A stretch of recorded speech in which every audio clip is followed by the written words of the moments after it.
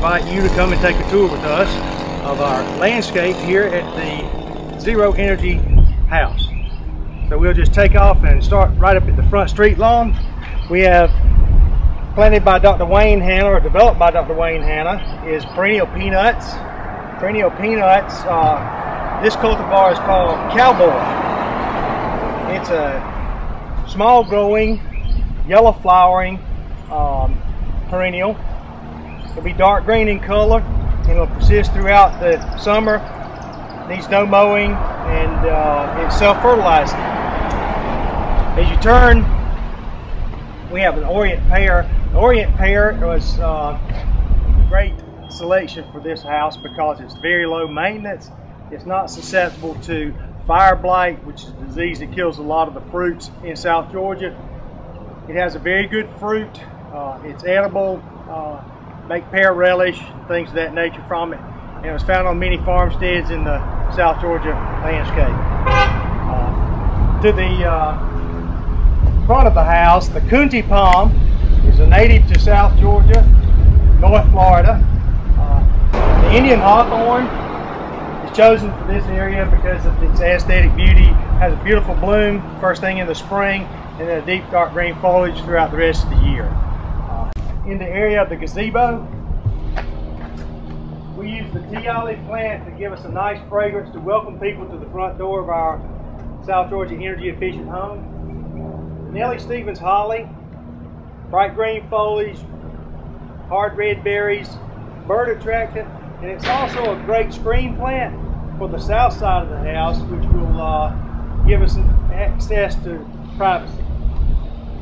The Grancy graybeard grows along the Blackwater banks of South Georgia rivers. Beautiful spring foliage, the white bearded look will sometimes surprise you when you're around the river bend while canoeing down the South Georgia River. Kumquat tree. Now we had kumquats when I was growing up. They have a bright orange fruits during the winter of the year. Dark green foliage. This is a very cold hardy plant, and it's nice to be walking around the yard and just grab a handful and pop one in your mouth and eat it and enjoy it. Another great snack is the blueberry. This particular variety was developed by Dr. Tom Brightwell. It's a rabbit eye. It's very adaptable to South Georgia climate.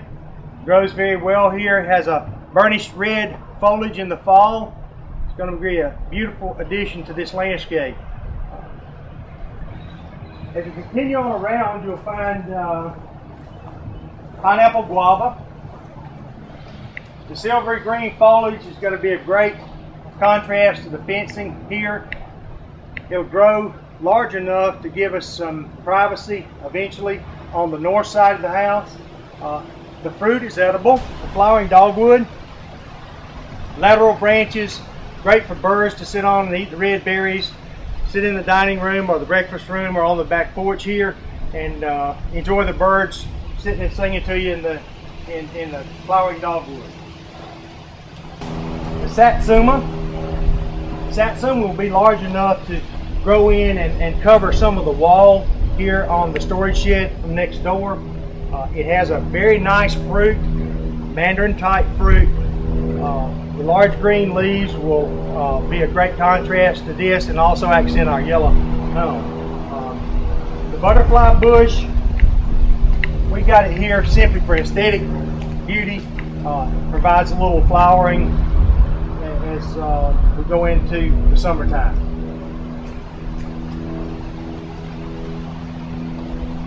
The pomegranate tree. This is another old favorite of South Georgia.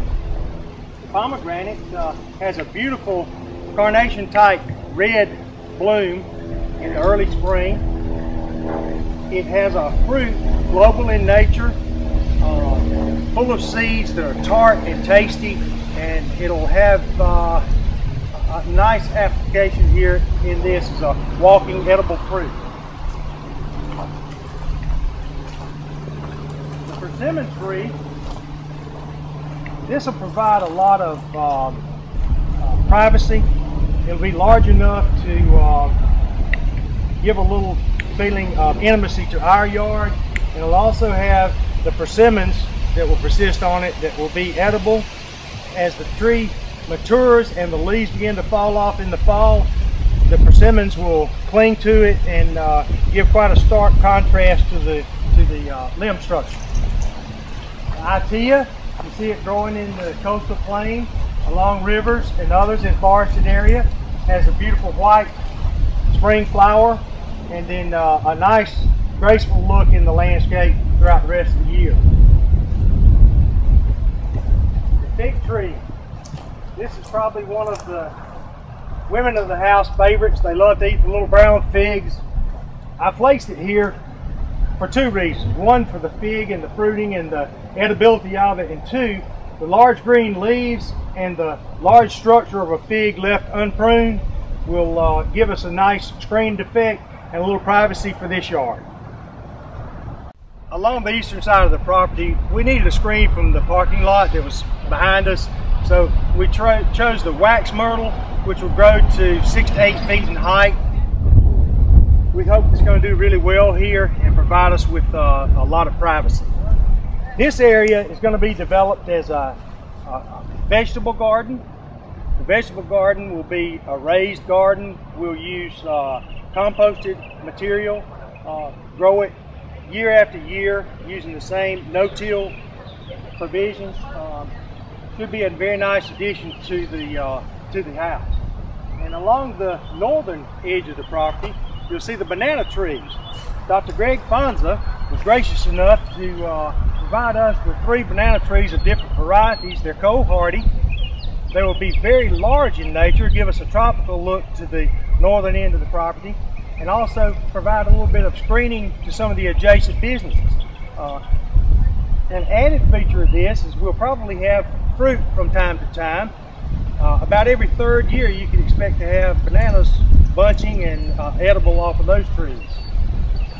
They'll need an area for the kids to romp and play and have fun, and we've chosen centipede grass because of its ease in care and low maintenance requirements. Very little fertilizer, very little water. It's drought tolerant and does good for us all year round here in South Georgia. As we approach the shaded area of the house, you'll see the pink muley grass. Pink muley grass was used as sort of a binding theme to bind different parts of the landscape together. It's also a separator to separate the garden areas from the grassed areas. We were able to use some of the native azaleas that grow wild here. The Itea plant, some understory trees like the redbud and the dogwood, and an unusual tree is the red buckeye tree, and that's this little fella here. The natives thought it was a very attractive tree, and apparently so do hummingbirds. They're attracted to the foliage on it and the blooms on it, and also the red buckeyes that appear on it. It grows along the rivers here in South Georgia. It's a small understory tree, understory meaning that it can grow under this great big tree that we have here. Lots of ferns. We chose cinnamon ferns, forest ferns, and several other varieties to grow in amongst the plants that are in the shaded areas. If you notice over toward the back, we've got pineapple guava again. The pineapple guava will grow 6 to 10 feet tall, and it'll give us a lot of privacy for our area around here. The saw palmettos, they will get the same height, probably in the 6 to 7, 8 foot range, and they'll provide a very native South Georgia look. Wheat shrub, this is a sort of a small planting of it, but it's going to be a great variety for us. It has a beautiful sweet smell all during the year. It'll grow 3 to 5 feet tall and just fill this entire area with a nice cinnamon sweet smell. This area is sort of reserved for a kitchen garden. We plan to have containers that will sit in this area. You'll have all types of seasonings, mints, chives, thyme, rosemary, different things that the cook of the house can use to spice up their favorite meal. Here again we have ferns in this area. great area for ferns because of the shady nature of it.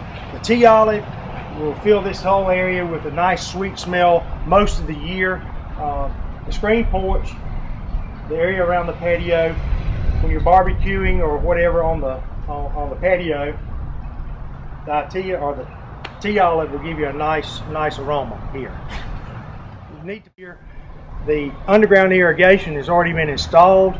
There are bubblers at each plant or a spray mist that will water each plant and keep them watered. We have other varieties of native azaleas. These will be pretty large. We're going to use these larger varieties of native azaleas to screen the air conditioning area and the water catchment facility area. The water catchment tank is going to go right in here, and you can see we've got the water hoses attached right now to the water faucet. When we get our containment facility here, it'll catch the rainwater from the roof, store it, and then we'll have a series of valves that will throw it to these different sections of the yard, and it'll water using natural rainwater. That'll give us an opportunity to conserve the water out of the city's reservoir, and also to stop stormwater runoff onto the adjacent properties by containing it on our property. Well, you know, there were several things that made it unique. One, we were looking for several different ways to make it attractive and blend in with the historic community here. And at the same time, we wanted to use native plants, and we wanted to use edible plants and plants that would be easily maintained and cared for. And by the time we got all of it blended together, it really turned out to be a pretty attractive landscape. And it's different from the approach that usually when you're planting it with a homeowner involved. And this one was planned with more sustainability, edibility, and things of that nature involved. So it was unique in that respect, that you planned for something rather than for someone, and at the same time you were trying to incorporate that someone into this landscape that you were planning for them. So that was a unique characteristic of this job, but a lot of fun.